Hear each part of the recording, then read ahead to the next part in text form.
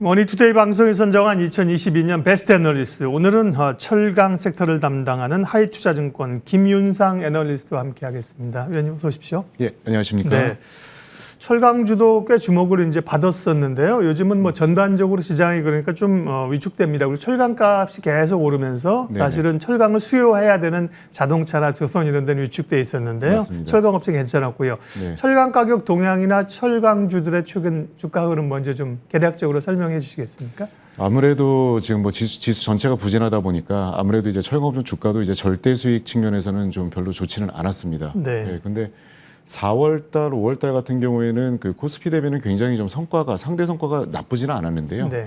그 이유는 일단 그 중국에서 일단 부양을 하겠다라고 하는 그런 기대감 자체가 전반적으로 일단 높아진 상황에서 아무래도 이제 그 뭐 펀더멘탈에 어느 정도 영향이 있을지는 뭐 지켜봐야 되는 부분이 있겠지만은 아무래도 이제 철강 업종이라고 하는 거는 이제 중국과 굉장히 많은 연동이 있는 어떤 그런 그 심리가 있기 때문에 상대적으로 그 코스피 대비 성과는 굉장히 좋았다. 근데 이제 네. 다만 최근에 한 1, 2주 같은 경우에는 그 자이언트 스텝 이후에 아무래도 이제 가파른 금리 인상 따른 우려가 아무래도 이제 전반적인 상품 가격에 이제 큰 어떤 하락의 원인을 그 제공을 해주면서 최근에는 어떤 그 별로 이렇게 성과가 좋지 않은 이런 흐름들이 좀 나타났습니다. 그러네요. 네. 철강주 흐름이 이렇게 최근에 나빠진 줄 몰랐는데요. 대체적으로 말씀하신 것처럼 시장 대비 선방한 걸로 알고 있었는데 네. 6월 들어서 한 2주 열흘 동안의 낙폭이 대체적으로 좀 많이 크게 나타나고 있습니다. 네, 그렇습니다. 네. 근데 철강 가격은 뭐 굉장히 많이 올린 거 아닙니까? 그동안 철강 회사들이 이제 가격 전가는 이제 어느 정도 한 거고 앞으로는 결국 이제 수요가 중국 네. 말씀하신 게 중국 네. 경제가 좋아져야 뭐 건설이든 철강 수요가 늘고 네. 철강제 수요가 늘면서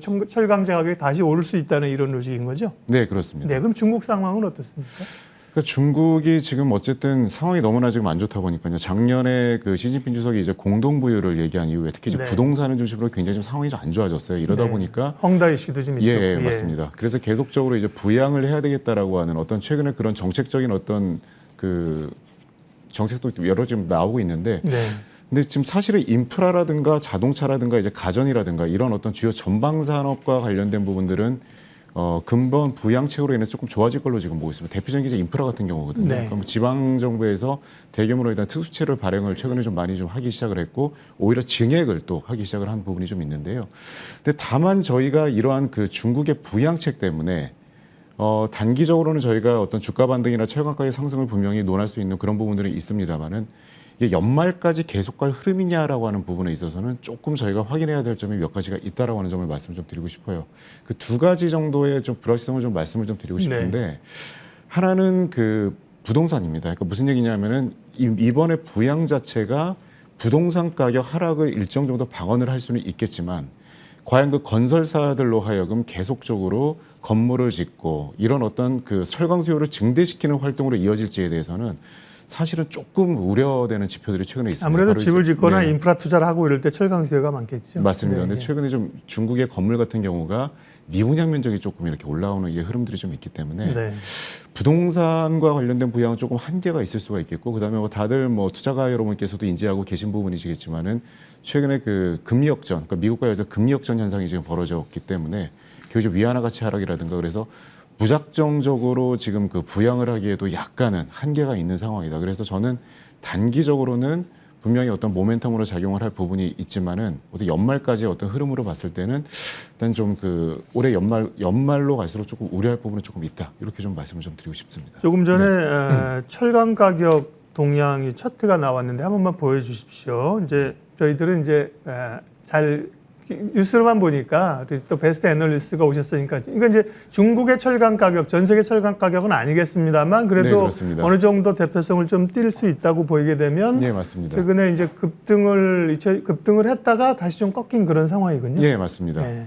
이 급등이라고 하는 네. 거는 뭐 다들 아시는 그 우크라이나 전쟁 이후에 네. 어떤 그 미국이나 유럽의 철강 부족 우려가 이제 약간 좀 글로벌리 확산이 된 어떤 그런 현상 플러스 그다음에 아까 말씀드렸던 이제 중국 경기 부양과 관련된 기대감들이 어떤 반영된 그런 그 현상이라고 볼 수가 있겠고요. 네. 최근에 하락한 거는 역시 아까 모두에 말씀드렸던 그 자이언트 스텝과 관련된 어떤 네. 긴축 우려가 작용된 그런 결과다. 이렇게 말씀을 좀 드리고 싶습니다. 그럼 말씀하신 빠른 긴축, 그다음에 긴축을 유발한 인플레이션 이런 것들이 이 철강주 에는 어떤 영향이 있는 겁니까? 교과서적으로 보면. 예, 그 너무나 이제 당연한 거지만은 네. 일단은 향후에 이제 인플레이션 기대감이 높아질수록 네. 당연히 철강 가격도 올라가고요. 그렇겠죠. 그러니까 철강주 주가도 굉장히 좋습니다. 근데 네, 지금 네. 문제는 뭐냐면은 너무 지금 그 물가 자체가 지금 너무 높게 형성돼 있다 보니까 이제 글로벌 모든 정부가 이거를 낮춰야 되겠다라고 하는 정책을 피고 있는 게 좀 문제라고 지금 보고요. 그래서 투자가들이 생각을 할 때는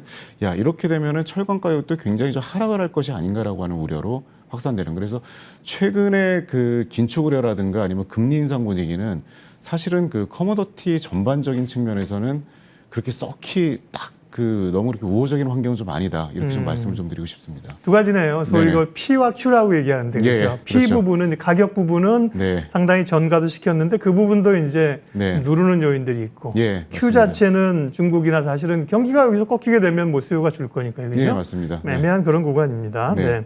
실적은 그런데 보면 최근에 실적 지금까지 나온 실적은 괜찮았었던 거죠. 예, 그다음에 이제 맞습니다. 네. 실적 이제 앞으로 실적은 그러면 이제 2분기는 좀 부담이 되는 건가요? 2분기까지는 크게 무리는 없을 것 같고요. 네. 심지어는 이제 뭐 철근업체 같은 경우에는 작년 연간 실적보다도 올해 연간 실적이 좋아지는 이제 뭐 그런 흐름들이 나타나는 그런 업체도 있습니다. 근데 전체적으로 봤을 때는 2분기까지는 괜찮지만 일단 좀 하반기로 갈수록 약간 실적도 약간 조금은 좀 저조할 걸로 이렇게 예상을 하고 있습니다. 네. 그래서 그 이유에 대해서는 뭐 아까 말씀드렸던 것처럼 그 최근에 아까 뭐 중국 차트도 보셨지만은 뭐 여러 가지 원인으로 인해서 뭐 철강 가격도 조금 하락을 하고 그 다음에 일단 뭐 고물가나 이런 부분 때문에 어떤 유럽이나 이런 쪽에서의 어떤 수요 부진 이런 부분들이 좀 복합적으로 작용한 현상이다 이렇게 말씀을 좀 드리고 싶습니다. 예. 네. 철강주도 보니까 소위 뭐 사실은 해운도 그렇고 지난번에 실적이 엄청 좋았는데 뭐 다른 섹터도 그렇지만 소위 피크아웃이라는 이게 네네. 그런 우려가 철강주도 좀 있는 것 같습니다. 네. 하반기 그러면 철강주에 대한 전반적인 그 대응 전략은 어떻게 가져가야 됩니까? 왜냐하면 지난번에 철강주 오를 때도 사실은 뭐 네. 포스코나 현대제철 이런 거보다는 굉장히 중소형 철강주들이 진짜 제한전 에너지로 그런 게 막 급등하고 그랬었잖아요. 네, 맞습니다. 그래서 대응이 굉장히 어려웠었거든요. 네네. 큰 흐름으로는 이제 철강주에 대한 전략은요. 일단은 뭐 그 중소형 업체들이 그 작년이나 뭐 올해 상반기에는 이제 뭐 강관 업체들이 많이 좀 네. 주가가 좀 좋았었는데요. 강관은 이제 네네. 가스에 대한 네네. 뭐 수요 뭐 파이프라인 만든다 그러면서 예. 근데 전체적인 어떤 큰 틀에서 봤을 때는 아무래도 그 업종 자체에 대해서는 그렇게 매크로 환경이 우호적이가 않기 때문에 네. 전체적으로는 좀 보수적으로 보는 환경이 좀 유효하다. 근데 다만 지금 단기적으로 봤을 때는 그 모두에 말씀드렸던 그 중국의 어떤 부양과 관련된 어떤 그런 그 초입 단계이기 때문에 지금 급하게 뭐 보수적으로 지금 시점에서 아주 급하게 매도하시거나 이럴 필요는 없지만은 어느 정도는 반등 사이클이 끝나면은 어느 정도 좀 보수적으로 보시는 관점이 맞다 이렇게 좀 보고 있고요.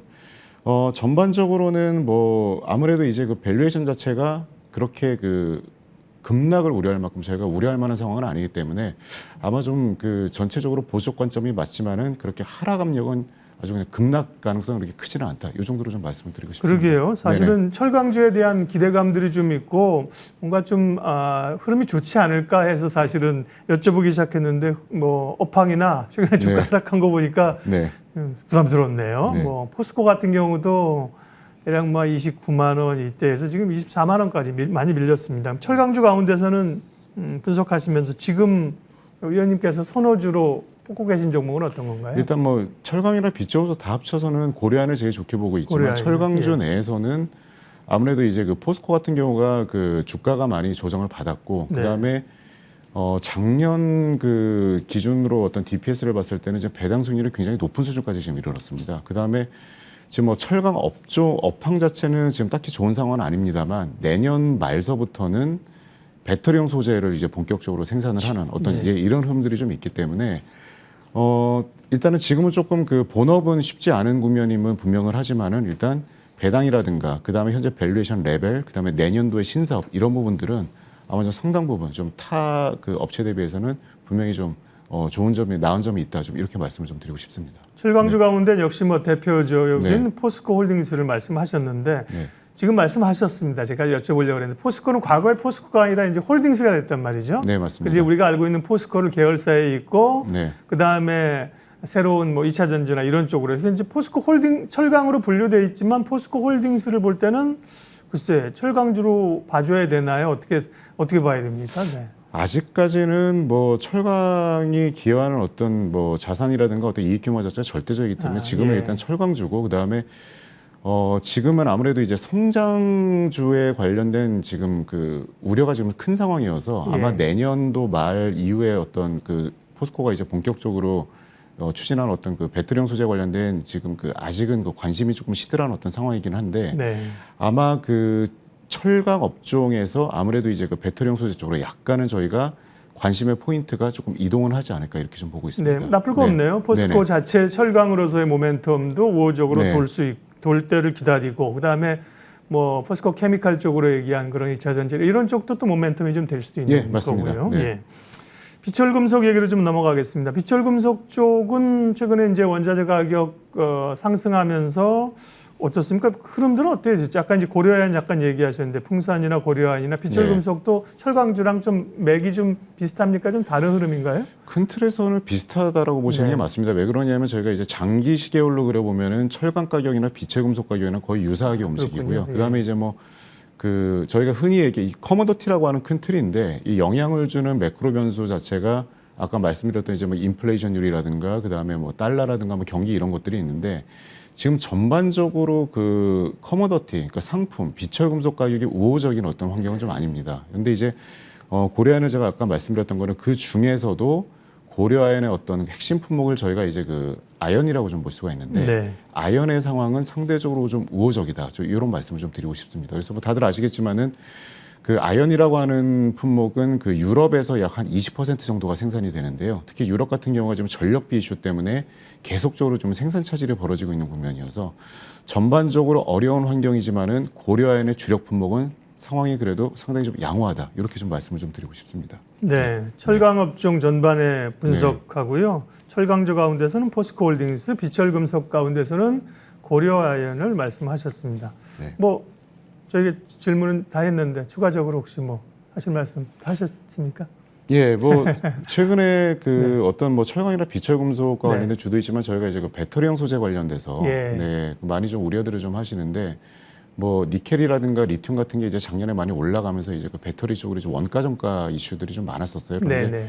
이런 부분들 자체도 하반기 때는 조금 그 어떤 그 원가 압력 자체가 이제 배터리 업체들 입장에서 봐서 조금 완화가 되지 않을까 이렇게 좀 보고 있습니다. 니켈 가격 떨어진다는 기사 났더라고요. 보니까. 예, 니켈 네. 같은 경우는 사실은 이게 뭐 수요 자체에 문제가 있다라기보다는 네. 당초에는 좀 고순도 니켈을 생산을 하는데 이제 적급 니켈을 가지고 생산이 가능하느냐 이제 논란이 좀 있었는데요. 최근에는 어떤 적급 니켈을 가지고도 이제 고순도 니켈을 생산할 수 있다라고 하는 이제 이런 가능성들이 좀 타진이 되기 시작을 하면서 약간 그 상승에 대한 우려가 조금 완화가 됐다. 이렇게 좀 정리를 할 수 있겠습니다. 네. 네. 오늘은 이제 베스트 애널리스트에게 듣는다 시간으로 철강 업계 전반적인 흐름들을 좀 점검을 한 거고요, 위원님. 네. 사실 뭐 업황이 지금 장이 다 안 좋으니까요. 네네네. 나중에 이제 철강에 대한 모멘텀이나 주가를 좀 다시 점검해야 될 때가 있으면 다시 한번 요청을 드릴 테니까 그때 와서 또 점검을 한번 해주십시오. 예, 잘하겠습니다. 예. 네. 2022년 베스트 애널리스트에게 듣는다 철강 비철금속 하이투자증권 김윤상 애널리스트 오늘 함께했습니다. 고맙습니다. 예, 감사합니다.